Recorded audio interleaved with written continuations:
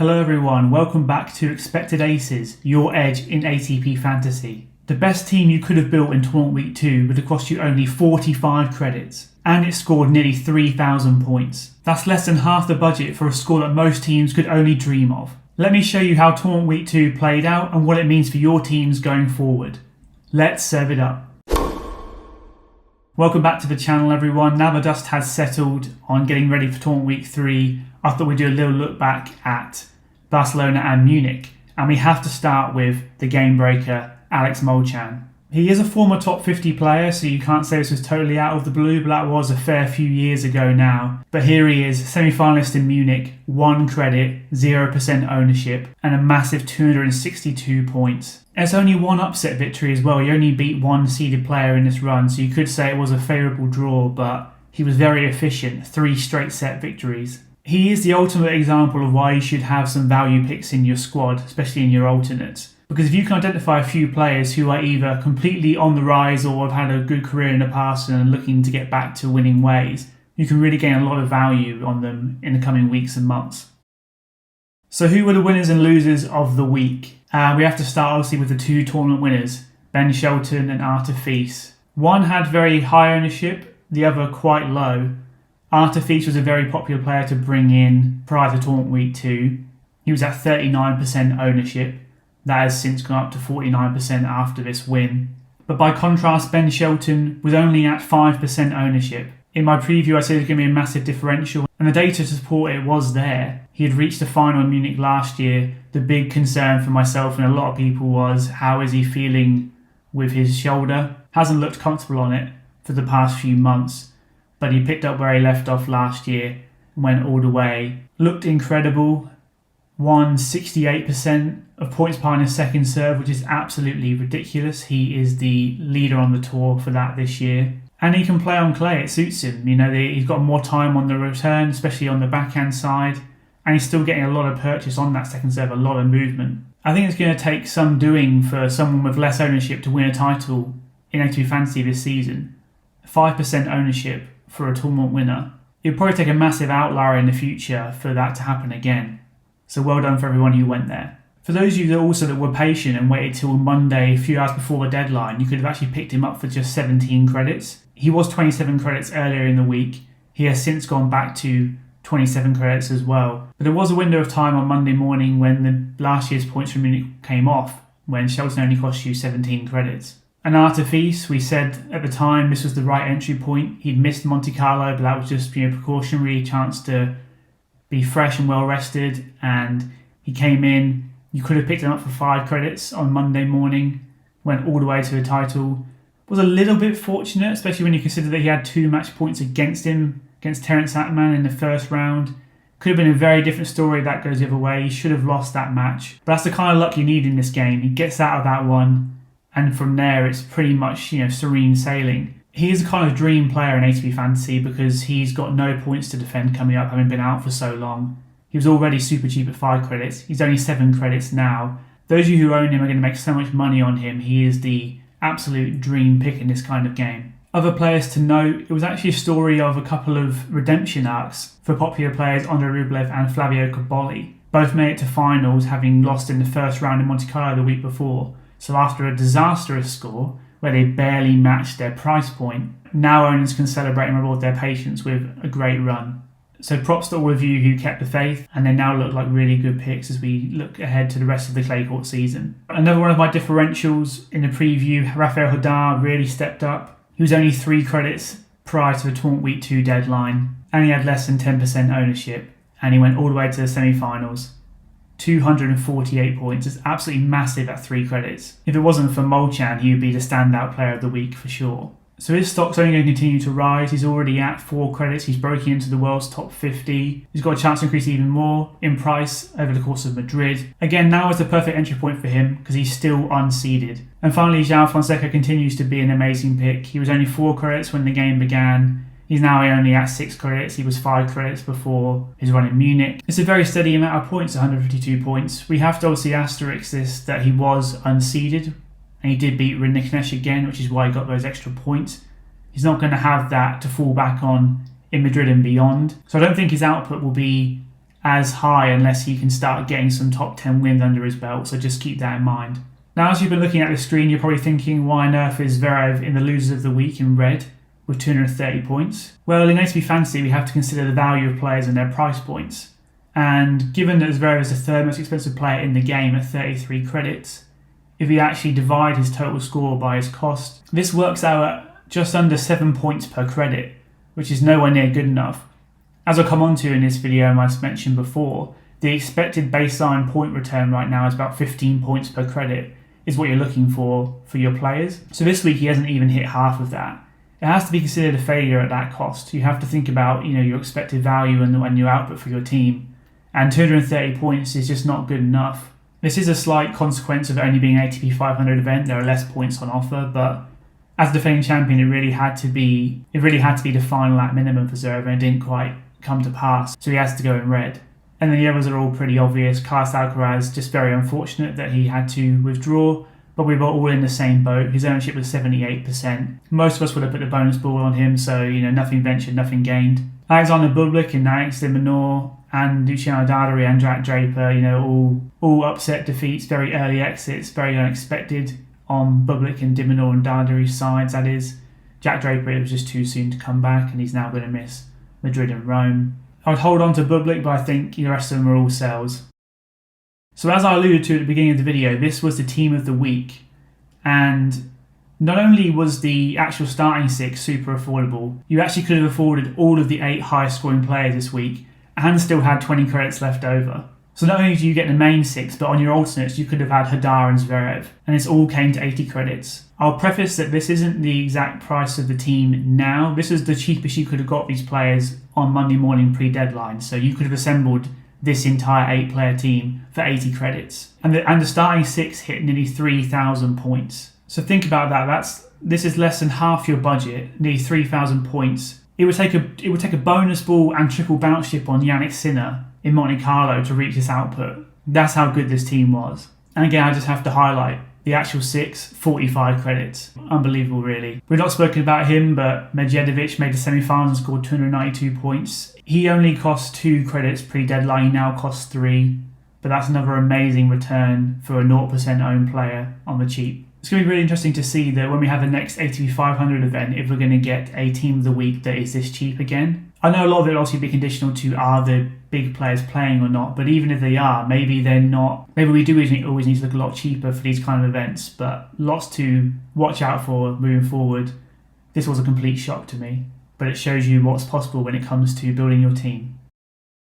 So how strong were the seeded players this week? Where the big hitters, the ones you're relying on? Well, they were a bit more reliable than in Monte Carlo, that's for sure. You can see here that 58% of matches for seeds were won in straight sets. It was only 47% in Monte Carlo, so it's a significant increase. Still not as high as you want it to be, not super stable, but it is an uptick. Again, I have to say be cautious when backing the lower seeds. We spoke about in Monte Carlo how seeds 9 through 16 were suffering a lot of upset penalty points and early exits. In this case, across Barcelona and Munich, only 4 of seeds 5 through 8 advanced to the quarterfinals, and only 2 of those seeds progressed any further. And a big asterisk as well for this is that ATP Fils wasn't supposed to be seeded. He was promoted at the last minute to be the 9th seed. So it is something to think about when you're trying to pick your players. And it was also a mixed bag for the top players as well. While 3 out of the 4 top seeds made the semis in Munich, no one made it in Barcelona. Had Alcaraz been fit, obviously as top seed, you'd have thought that he would have been there. But Rublev was the 5th seed and ATP Fils was the stand-in 9th seed who made the final. So Barcelona was very, very hard to predict this week. And once again, for the seeds at least, the ace bonus points are very hard to come by on clay. These struggles continue. It was only Zverev and Lehechka that hit plus 20 points in Monte Carlo. I'm using 20 points as a baseline because that's a good metric for bonus points in ATP Fantasy, considering that is the bonus points you would get for an upset victory. The seeds have less routes to points, so you're hoping they at least achieve a baseline in a tournament of like plus 20 points in aces. And for the second week in a row, only 2 players of the 16 seeds achieved this feat. Zverev has gone for 2 out of 2, that's plus 20 points across both weeks. And then Ben Shelton performed very well, as expected, plus 40 for his ace to double fault ratio this tournament. But again, it's not something that we can rely upon in this clay court swing. Things will change on grass, but we shouldn't really be thinking too much about our picks based on their serve, especially not at the higher price points anyway. On the cheaper picks, then it's very much consideration, but not for your premium players. If anything, it's actually the double faults that should be a bit of a consideration, because as you can see on the list here, we've got Rublev at -8 despite making the final. Alcaraz went -6 in one match alone. De Minaur went -10 in one match alone. And even Cobolli, who was a finalist, only +2. So yeah, I'd actually think about it more from a case of how prone are they to double faults versus how many aces you think they're going to serve. Now the juicy bit, how good were the budget players? Once again, they were bonus point magnets. We had 10 players who cost less than 5 credits win their first round match in straight sets, which is +10 for achieving that feat. And then 8 players who cost less than 5 credits got upset victories, which is +20 bonus points, which is amazing. Now, when it comes to looking at trying to identify a baseline for points per credit, it was very close in Monte Carlo on the budget value. 4 credits to 1. It was very close. It was between 15 and 18 points per credit they were averaging. And for this formula, for those of you who haven't seen videos before, I'm applying this. I'm taking the total score for all the players in that price bracket combined and dividing it by the number of players there were in the list, and then dividing that by their credit cost. So for example, we had 8 players that cost 4 credits who were in action in tournament week 2. I added all of their scores together, divided it by 8, and then divided it by 4 to give us an 11.5 points per credit average. You'll see it actually progresses the lower down you go this week. In Monte Carlo, they were grouped between 15 and 18 points, all 4 categories. But here we can see that the 1 credit players averaged 40.9 points. Now, this was largely due to Alex Molčan's 262 points output. He was a star at this price range. And that is why I want to actually show you this next slide. So for this bit, I have now removed the star performer in each of the categories. So I've taken out Molčan, I've taken out Medjedovic, I've taken out Jodar, and I've taken out Mahach. And that leaves us with this. You can see that the 1 credit picks, even without the Molčan inflation score, still work out at the best value, averaging 20.8 points per credit across these ATP 500 events this week. The 2 credit and 4 credit picks under 10, and then 3 credits at 18.2 points per credit. This is a lot less than the average of Monte Carlo, but I expected this because obviously that's a Masters 1000 event. There are more points on offer. There's a baseline of points as well. So it's no surprise that it's under for the 2 credit and 4 credit picks, but it is surprising that the 1 credit picks have had a significant boost. But if we take an overall average here, for Barcelona Munich, it was 14.5 points per credit compared to 16.9 points per credit in Monte Carlo. We are starting to see that you want your players to average around 15 points per credit, which is why I said earlier on that Alexander Zverev, despite getting 230 points, has not delivered for us and was a bad pick because it only works out 7 points per credit. It's not good enough at that price. We need to always consider that when we're evaluating our picks. For now, just sort of keep that in mind. When you're evaluating your players in Madrid this week, look at their score and divide it by their cost and see whether they've actually delivered for you this week or not. Because the quarterfinal appearance for one of your premium players may not be as good as you think. So finally, new things we've learned. Myself and the community are always looking at trying to find out how certain things work in the game, certain decisions that ATP Fantasy has taken, and to update the list of new things I learned this week. So we already knew that retirements don't trigger the straight sets bonus, which makes sense because a full match has not been completed. And we knew that aces and double faults do apply, but what we learned this week is that the upset bonus and penalty points will actually apply even if a player retires. So this happened in Barcelona. Jack Draper withdrew in the final set against Thomas Martin Etcheverry. Draper was seeded, Etcheverry was not.